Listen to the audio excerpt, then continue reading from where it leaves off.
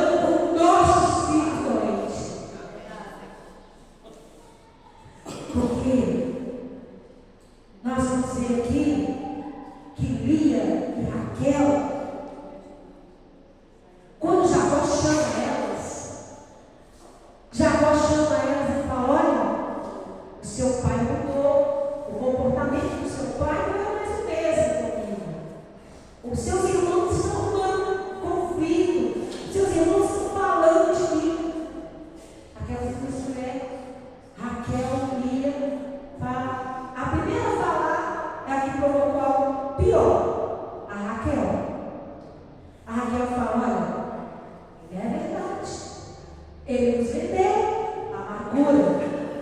Um ídolo dentro do coração de Raquel. Lia era aquela que não reclamava muito. Mas Raquel tinha muitos problemas. Primeiro começa com o problema de esterilidade. Ela demora para ter filho. Ela demora para ter José. E demora para ter Benjamim. E quando tem Benjamim, morre no parto. Vai entender todas as consequências da família. Então nós vemos aqui que Raquel fala com Jacó: olha, é verdade, ele nos vendeu. Ele nos vendeu para você. Você tem que trabalhar para casar conosco. Você trabalhou 14 anos para ter direito sobre nós. Raquel carregava algo dentro dela. Raquel carregava ali o síndrome de uma rejeição, uma síndrome de ser vendida como escrava.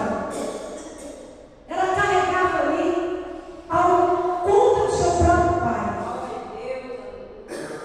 E contra são essas pessoas que então não têm isso contra a sua própria família? Rancor, ódio, por alguma coisa que já aconteceu lá no passado. Tem muitas pessoas que estão dentro da igreja que têm esse tipo de comportamento. Mesmo estando dentro da igreja, até carrega esse tipo de coisa dentro do seu coração. Ah, o meu pai me provocou essa ferida. A minha mãe fez isso comigo. O meu irmão fez isso comigo. Por isso que eu não consigo perdoar. Raquel carregava isso dentro de si. E nós vemos, irmãos, que a mágoa, o rancor, o ódio, ele é veneno para quem está com ele dentro dele. É um veneno perigoso, a falta de perdão.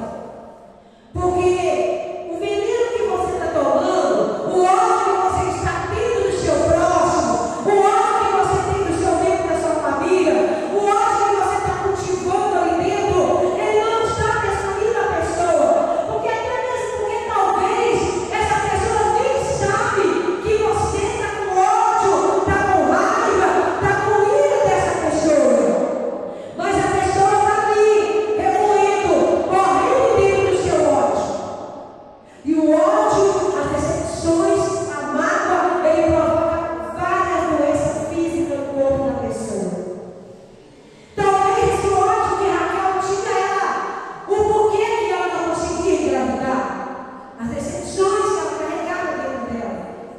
E algo muito pior foi que Raquel, depois de tudo isso, depois do conselho da dama Jacó, parecido com o conselho da mãe, ela vai ali e furta o quê?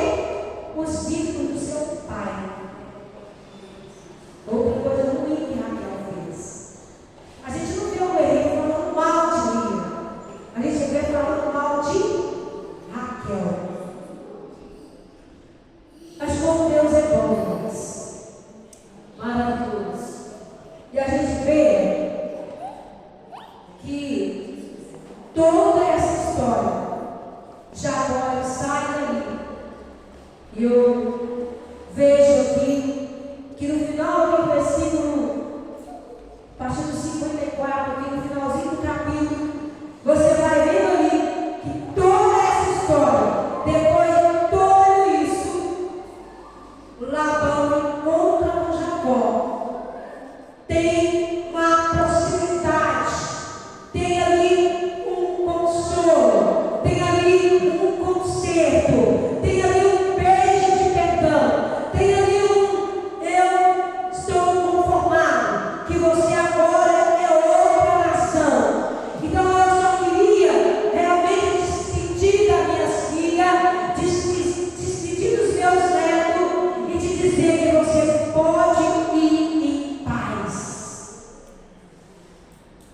Isso se chama perdão, restauração